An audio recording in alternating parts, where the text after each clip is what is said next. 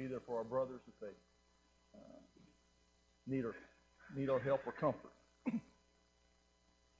All right, let's get started with Matthew chapter 8. There's a lot going on in here, and we're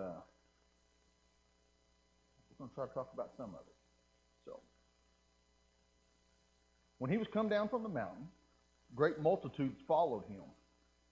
And behold, there came a leper and worshipped him, saying, Lord, if thou wilt, thou can make me clean. And Jesus put forth his hand and touched him, saying, I will, be thou clean. And immediately his leprosy left him, and he was cleansed. And Jesus said to him, see that you tell no man, but go your way, show yourself to the priest, offer the gift that Moses commanded for a testimony unto them. That's our first story in Matthew 8.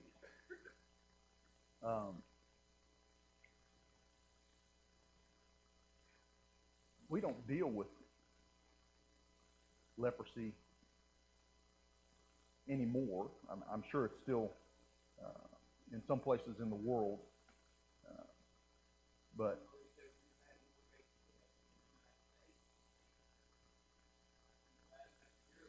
than ever. Yeah. So maybe it's making a comeback. I don't know. It's not something we have a lot of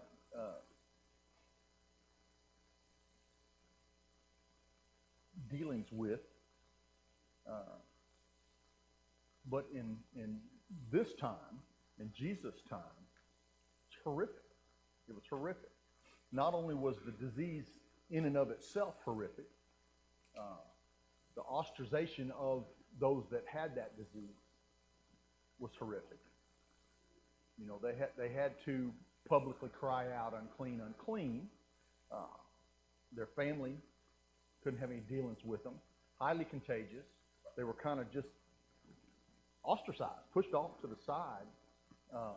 They weren't allowed any of the basic, even human rights, which tells us a little bit about this particular leper who was willing and had the courage and had the faith to come to Jesus while he was in a crowd and ask for something that he knew that only he could provide.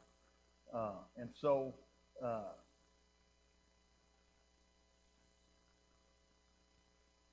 there's a lot to that story. And we're going to talk about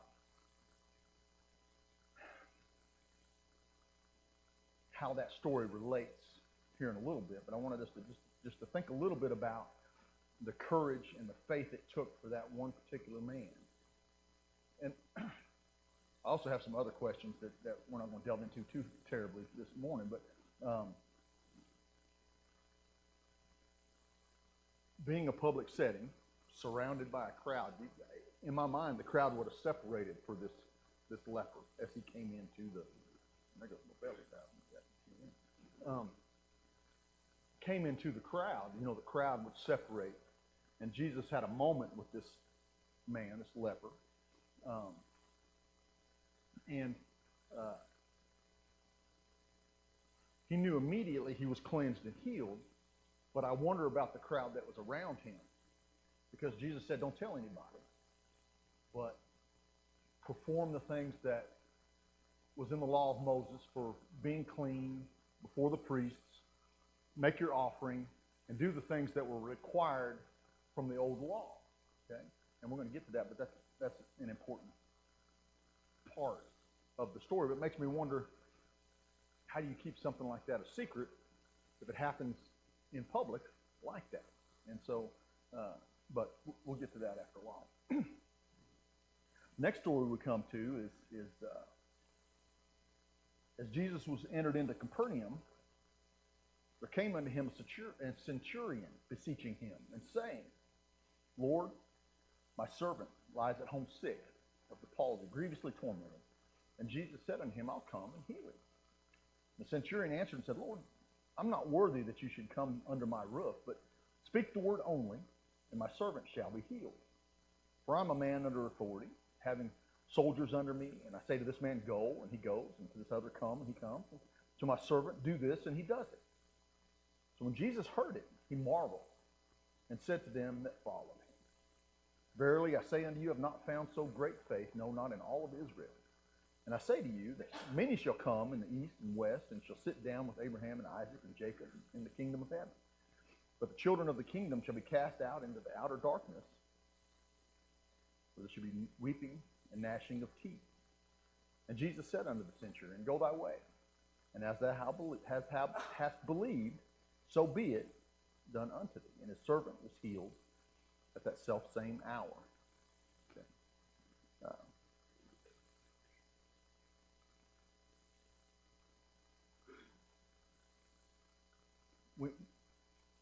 When we look at that story, the thing that comes to our mind is, or should come to our mind is, who he was dealing with at that moment.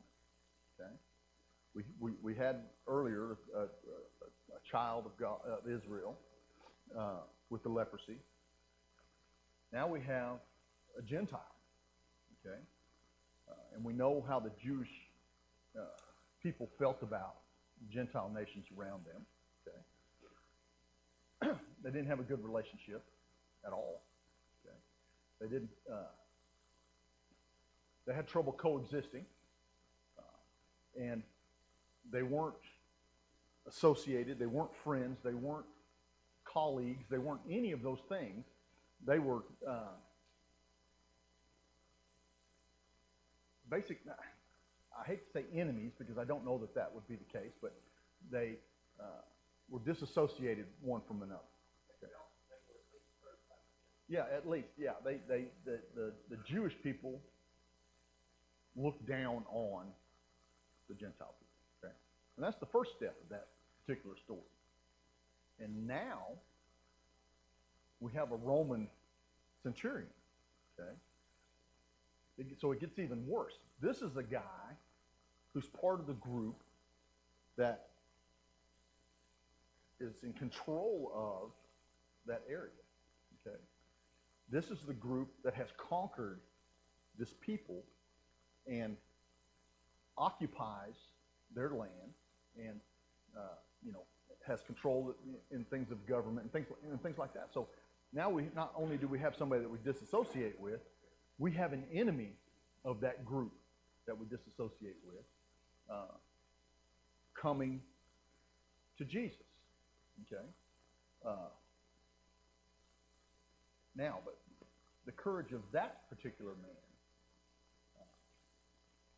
we should consider, because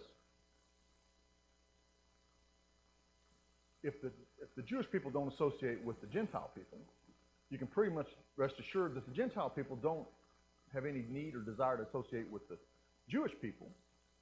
We don't have any love lost between the Jews and the Romans, for sure, because the Jewish people are looking for, they don't know it yet, they're looking for Jesus. They're looking to vanquish the Romans out and become, a Jewish nation again. So that just puts a whole lot of layers onto the centurion as far as the story goes. Okay. And then Jesus says something to the crowd about their enemy as far as his faith. Okay? And so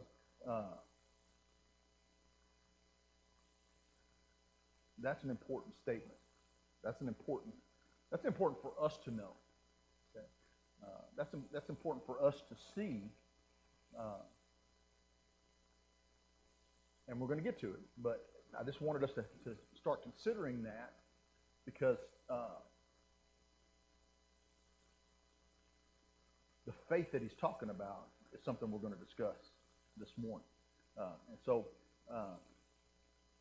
now we ended up last week in chapter 7 talking about how the people marveled at Jesus talking with authority. Okay, he taught with authority. He spoke with authority. Now,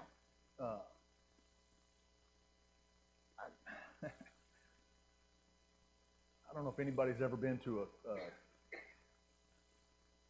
I'm going to call it a gathering. I'm not going to call it a party. I'm just going to call it a gathering. If anybody's ever been at a gathering, present at a gathering, where the police were called because it got too loud or it got too rowdy or it got too something, okay? And the police are called. Okay? Well, when you're a kid and the police get called and you know, you get singled out as the person who's either it's their house or it's your gathering, it's your party, or something like that. The first thing that the officers are going to ask is, who's in charge here? Whose gathering does this happen to be? Okay, and so you know, when you're in high school, whoever it happens to be, you know, well, it's my house, but it's not my deal, you know, type of thing. So I'm not in charge, you know, it's not my doing, but so who's in charge? Well, generally the police officers say, well, now I'm in charge, and this has got to stop, and you guys go your own way, and you know, the gathering breaks up and that kind of thing. At least it did back in my day. I don't know what would happen today, but back in my day, if the police showed up, you kind of dispersed and went about your way, or gathered in another spot. It just depended. So, but when the police officer shows up, he has all those trappings of authority. You know, he comes with the uniform and the guns and the radios and all the stuff. You can see the authority in this man. Yeah. He has the air of authority. He has,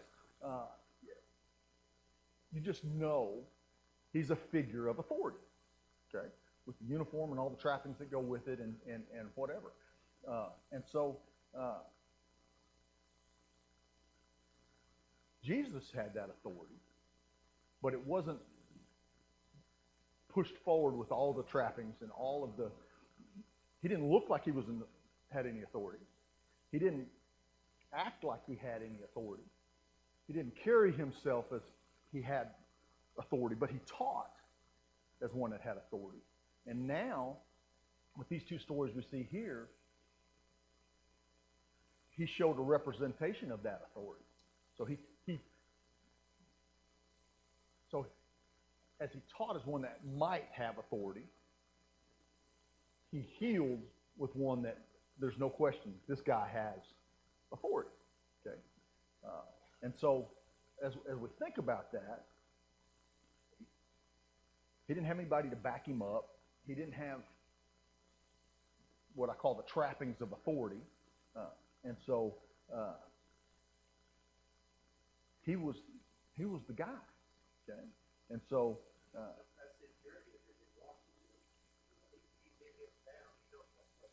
Absolutely. Yeah. And so we got to see, like the centurion did, and obviously the leper, you know, the leper wouldn't have come out in public had he not had the faith in who he was going to. And so we get to see Jesus' authority, what it looked like in practice. Okay? We got people talking about he's speaking with authority. Now we get to see what Jesus' authority looked like in practice. Okay? And so as we look at these two stories,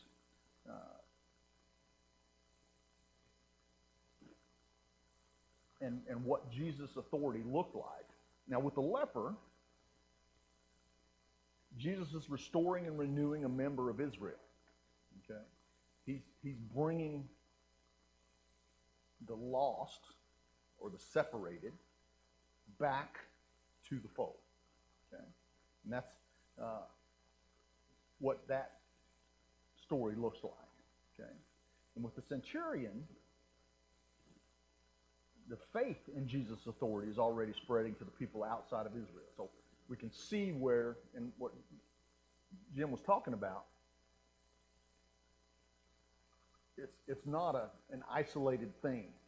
to see Jesus in his authority. It's something that the whole community, Jew and Gentile, Roman, the people in authority, everybody sees. And so we see that starting to break away, that separation from between the wall between these people spreading out. And that's outside of Israel. And so this is, and I thought this was interesting. It's like the beginning of the sign of everyone that's not Israel, because this is, the centurion would have been considered the worst of the people that were outside of Israel, because they were conquerors and they were in control, and you had the people that were just happened to be Greek or whatever, but these are the ones that have got the thumb on God's people, and so he would have been considered the worst in my mind. But we see that opening up. So we see Jesus' authority and faith in Jesus' authority and faith in Jesus spreading to the people outside of Israel. So you can take that as a sign of the gathering of the nations that God intended or intends that we have hindsight towards. We get to see that because we're part of it. We get to live in part of it. But that's just a glimpse into that gathering, that acceptance of all. These two stories are just a little bit of the story, beginning of the story of the gospel. So,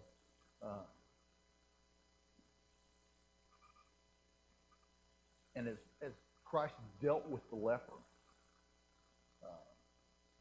he was kind of like, through his actions and through his faith and through his courage and through his understanding of what Jesus could do for him. He's part of God's renewal of Israel, God's restoration of his people. It's just a glimpse of God bringing Israel back together. So when we talk about faith, and we talk about this kind of faith,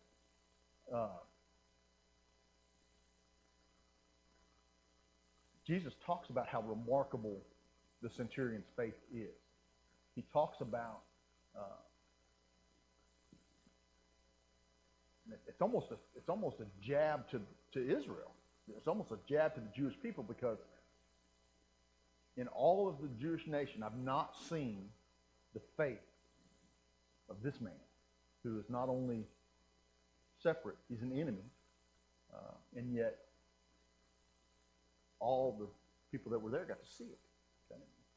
And so it almost feels like a chastisement, but it's more of an awakening or a bringing an understanding. So faith is defined here is not general religious attitude to life, okay? But it's something much more specific. Okay? This isn't just a general faith. This is recognizing Jesus' authority, recognizing that Jesus possesses an authority that's unheard of and unseen before. And so, and that faith and courage brought its own reward. His servant was healed that same hour. And so, right. He was asking for his servant with the full confidence that what Jesus asked would be done for him.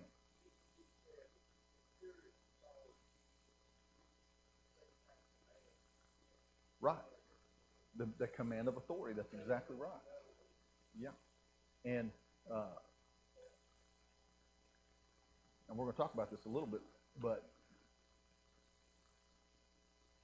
do we see that same authority in our Christ as the centurion did? And we should. And as we delve into the scriptures, it should become more and more apparent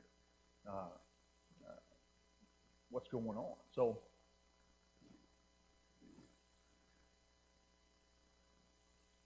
as Jesus works through this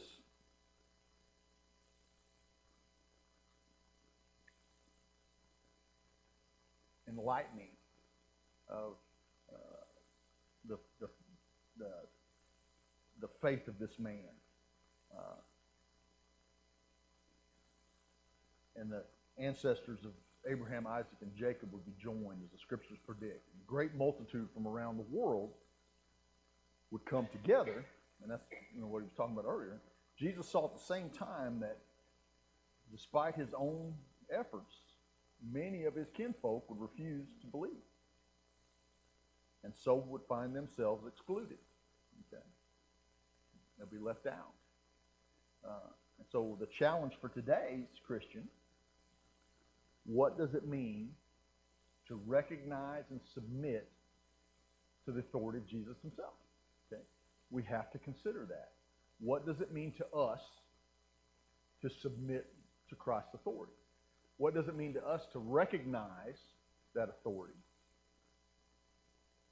to understand that authority, to obey that authority, and to submit to and be caught up in that wave of authority?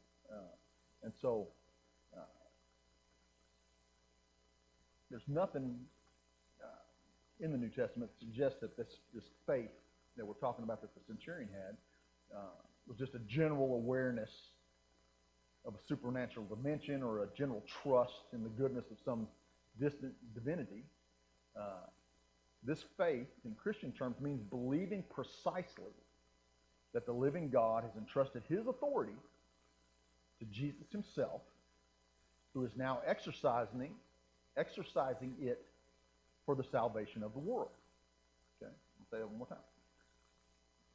Faith, in Christian terms, means believing precisely that the living God has entrusted his authority to Jesus himself, who is now exercising that authority for the salvation of the world. And that's what we're starting to see in these two stories. Okay?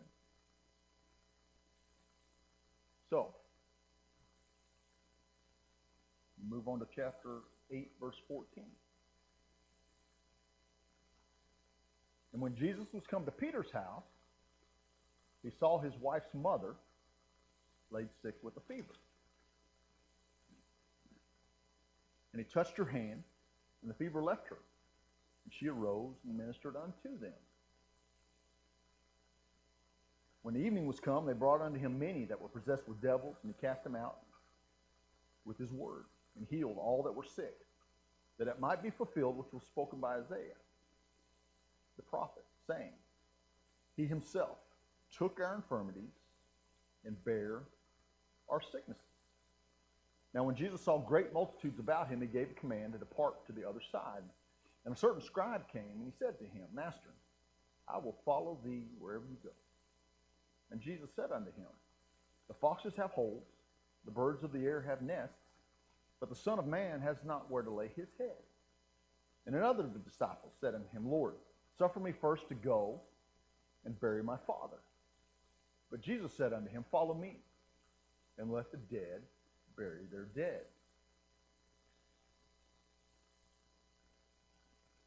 That seems like a harsh thing to say, but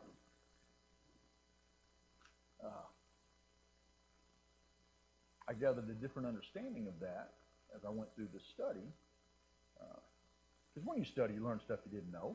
I mean, that's why you're studying, right? If you knew it all, it'd be easy. If it was easy, everybody would do it, and I wouldn't have to be up here all the time. Anyhow, you guys wouldn't have to suffer through me every time. So, what's something that you always do every morning? Part of your habit, part of your get ready for work ritual, part of your just waking up ritual, and you don't have to say it out loud. Just part of something that you do every morning. Doesn't matter what day of the week it is. Something you do every morning. Okay. There you go. And so I want us to consider that because this let the dead bury their dead thing is not let the dead bury their dead. Okay. So some of us would be brushing our teeth, shaving. I shave once a week Sunday morning, so that's not it for me. But but I can't tell you what it is, but I know if Melissa's in my way, it disrupts it. I can tell you that. I don't know what it is, but if she's in and out, it just disrupts my flow. Okay. So there are things that I do. I don't know what they are, but there are things that I do in order, in a set way, in order just to get out the door with all my stuff in all my pockets and ready for work. But to the Jewish nation,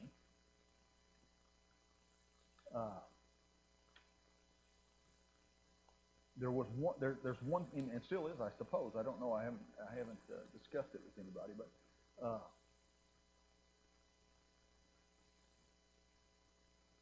as we think about our morning routine and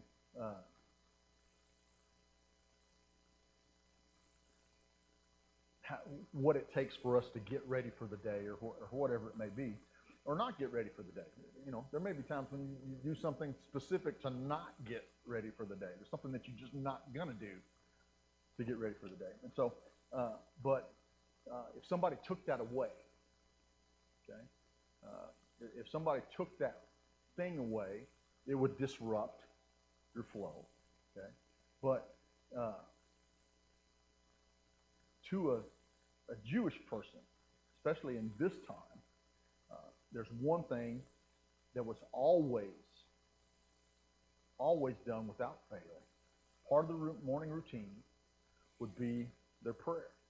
Okay? The Hero Israel, the Lord our God, is the only God. You shall love the Lord your God with all your heart and the whole deal. If you didn't do anything else, that thing you did. Okay? If you don't do anything else, that thing you do. Okay? It was regarded by official Jewish teaching as the most important thing to do each day. That was the thing. Okay? And so now we know that. Okay? So let's build from there. We know that. That's the thing that you have to do every day. Okay? But there's one thing that takes precedence even over saying this prayer.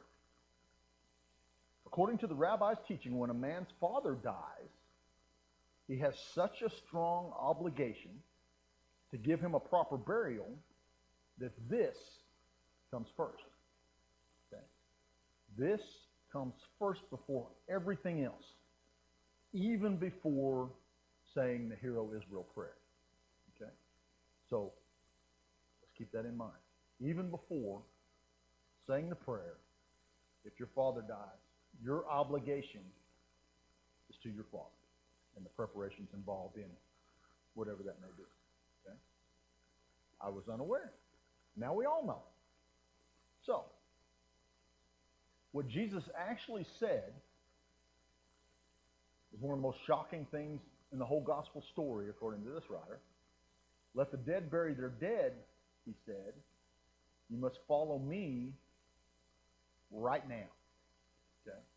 So this has preempted everything you know, everything you've been taught, everything that's been required, everything that's been understood as the most important obligation of your day and of your life. This is now the thing. Follow me right now. Because what Jesus was doing was so important, so urgent, so immediate, it was the one thing that mattered.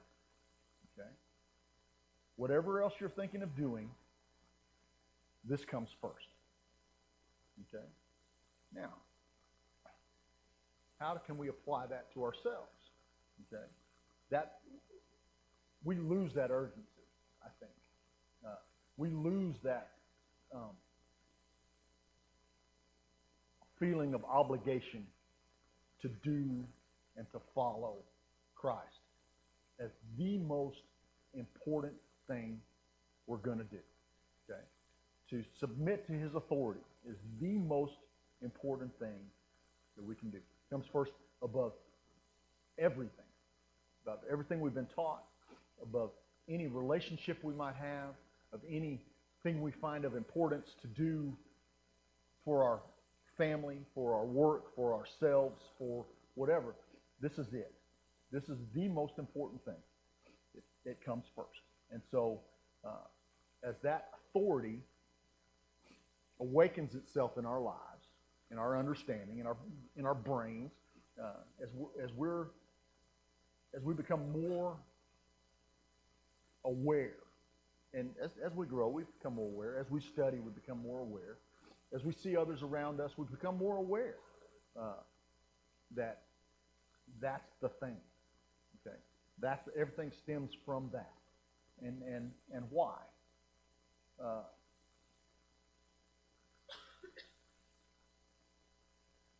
Because with that understanding of his authority, we understand why Christ came. Okay, we find all of this rolled together because as we submit to that authority, it's a commitment to that authority. It's a commitment that we give in order that we can go to the places where the world's in the deepest pain, where they're to be with the people who are suffering the deepest pain. Okay, so for us that is going to all the world and teach the gospel. Okay, and we go with Christ's authority, and we go with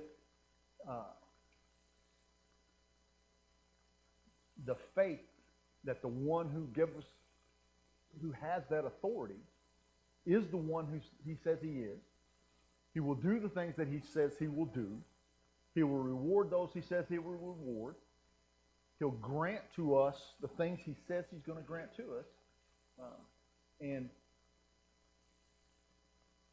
we have to believe in that, but we have to obligate ourselves to the faith in that. We have to grow our faith in that because that's the only way it'll get done. And so all of this picture of what's going on in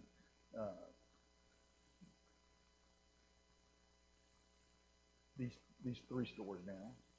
We're going to get to a lot more stories, but these stories of authority, that we see Christ's authority, that we can just understand that they felt Christ's authority, because it wasn't something that they would recognize just on the street. When we talked about they didn't have a uniform or anything like that. So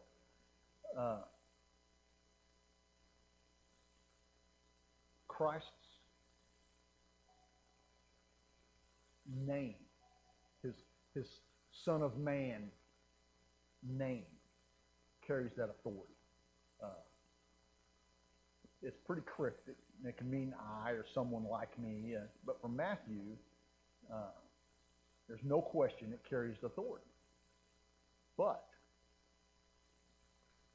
it also speaks of the suffering that's coming. Because, back in Isaiah and different places, we understand that the Lamb of God will suffer. And so Matthew is pointing to that. And so his picture of Jesus is Christ's authority through healing, obviously, because we can see that. But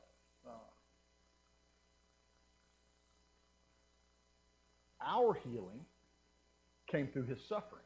So you have authority through healing, and then you have healing through suffering. And that's kind of the story that we're beginning to see open up in Matthew. So authority and suffering are concentrated in this one man. Nobody at this stage understands what's going on. But it's interesting that even though no one understood what was going on, everyone, including the centurion, found it compelling. You know, there was an interest in what was going on. There was an awareness of what's going on, and there was a desire to figure out what's going on. You know, that's where the crowds of people came from. Okay, in the beginning, we understand that you know, well, he healed this guy, maybe he'll heal, and so the crowds of the sick, you know, or the families of the sick, or the that brought their sick to be healed. There was a reason, you know, but that reason stemmed from their understanding of his authority. And so as we start to work through that, we're going to find that. But so everybody's compelled by the things that are going on and the word that's spread, and we can see that stretching to different layers of, you know, from the very least of Israel, the leper, to the very least of what the Israelites would consider the Gentile nation, the least. The centurion, we see the full spectrum of those that are compelled by Christ's authority, by his presence. And so that's the greatest challenge facing the church today. How do we live a life that mirrors Jesus, that we be his followers, that others see him in us, and we do that in such a way that people will want to follow him too. Okay? And that's our responsibility. That's our response to our faith. That's our response to our understanding, and that's our response to submitting to his authority. You know, that's what's required of us to be God's children in this day and age. That's the requirement of us to submit to his authority and live in such a way that others are compelled to submit to his authority. And so next week, we actually got through five pages. I'm just amazed at myself. So next week we're going to start in Matthew chapter 8, verses 23. We're going to talk about the calming of the storm and all that was going on there. And then we're going to try to get to the healing of the demon-possessed men in the graveyard that went into pigs. Lots of good stories and lots of insight to the meaning of those stories to us and to who Christ was talking about at the time, and how we can bring that all together to have some effect on the lives we live here today. So I don't even know what time we're supposed to be done, but I did hear a bell. I don't know if it was the bell, but I heard a bell. And so maybe we're supposed to be done now, and we're done now. And thanks for your attention, and I'll see you next week.